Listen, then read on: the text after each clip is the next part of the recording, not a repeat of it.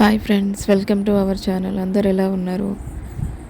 యాక్చువల్గా ఈ video post చేయొద్దు అని అనుకున్నా, బట్ పోస్ట్ చేయాల్సి వస్తుంది. ఎందుకంటే అట్లీస్ట్ గుర్తుగా ఉంటుంది కదా మా అత్తమ్మ కోసం అని చెప్పేసి వీడియోని పోస్ట్ చేస్తున్నా. ఇది ఎప్పుడో తీసిన వీడియో, బట్ ఇప్పుడు పోస్ట్ చేస్తున్నా. యాక్చువల్గా ఈ వీడియో తీసేటప్పుడు నేను మా అత్తమ్మ కలిసి ఈ అంటే నువ్వుల పొలలు ప్రిపేర్ చేసామన్నమాట. సో నా దగ్గర ఉండడానికి అని చెప్పేసి మా అత్తమ్మ వచ్చింది. సో ఉన్నన్ని రోజులు కూడా చాలా సంతోషంగా ఉంది, అందరితో కలిసి ఉంది, హ్యాపీగా ఉంది. ఉన్న 10 రోజులు కూడా సడన్గా తనకు హెల్త్ ఇష్యూ ఏమైందంటే పెరాలసిస్ టైప్లో వచ్చేసింది. తర్వాతకి అది హాస్పిటల్లో అడ్మిట్ చేస్తే సో తనకు ఆల్రెడీ బ్రెయిన్ అనేది డ్యామేజ్ అయిపోయింది. సో ఎప్పుడు కూడా తను సిక్ అవ్వడం కానీ అలాంటివి చెయ్యలేదు. ఈ వీడియోలో కూడా చాలా హ్యాపీగా, హెల్తీగా, చాలా యాక్టివ్గా కూడా వంట ప్రిపేర్ చేసింది. సో తను మంచిగా ఉన్నప్పుడు తీసిన వీడియో అన్నమాట ఇది. సో నేను ఎంతో అంటే ప్రతిదీ నేను వీడియో తీసుకుంటా, ఎందుకంటే గుర్తుగా ఉంటుందని చెప్పేసి వీడియో తీసుకుంటా. సో నేను ఏదైతే వీడియో తీసుకున్నానో సో ఆ వీడియోలో ఇప్పుడు గుర్తులుగా ఉండిపోతాయి నేను అసలు ఎక్స్పెక్ట్ చేయలేదు. మా అత్తమ్మ చనిపోక ముందుకు తీసిన వీడియో అనమాట. నా దగ్గరికి వచ్చినప్పుడు ఇక్కడ యాక్చువల్గా మా అత్తమ్మ వాళ్ళ ఊరు నియర్ టు కర్ణాటక, జైరాబాద్ దగ్గర. అక్కడ సైడు పోలేలు చాలా బాగా చేస్తారనమాట. నువ్వుల పోలేలు ఎలా చేయాలి చెప్పొద్దమ్మా, ఏమేం కావాలి ఏంటి అని చెప్పేసి. ఎంత చెక్కతో కూడా చేసుకోవచ్చు, కానీ ఈసారి ఫస్ట్ టైం బెల్లంతో చేస్తున్నాం.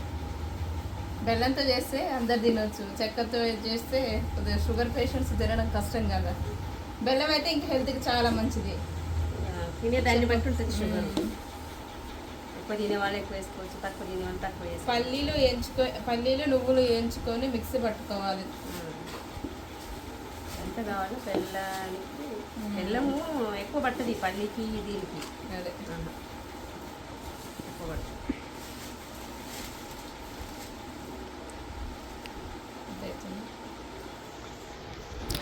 2024 మార్చి నుంచి ఈ సంవత్సరం అంతా మా లైఫ్లో మర్చిపోలేని రోజులు, కన్నీళ్ళను, బాధలను మిగిల్చింది. ఎందుకంటే మామయ్య ఏప్రిల్ 18న చనిపోయారు. తను చనిపోయిన 3 monthsకే అత్తమ్మ కూడా చనిపోయారు అనమాట. అసలు ఒక్కరు చనిపోతేనే మైండ్ అంతా బ్లాక్ అయిపోయినట్టు అయిపోయింది.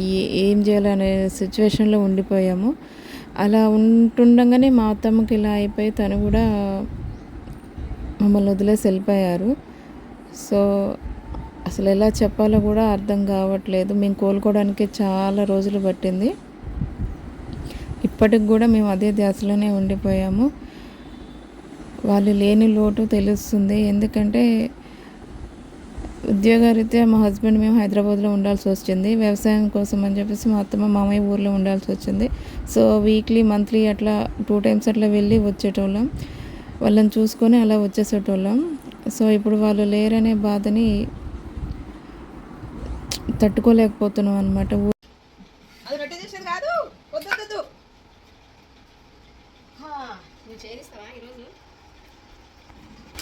నువ్వు చేస్తావా?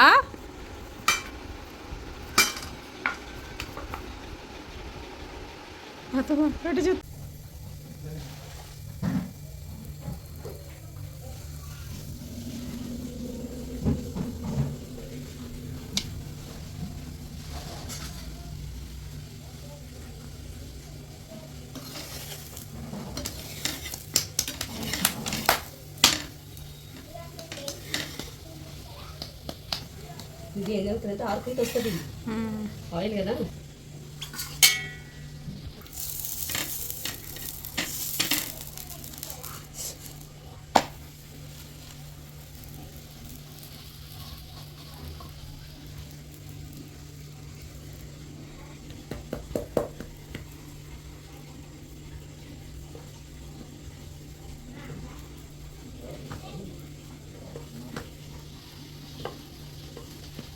తీస్తున్నాను.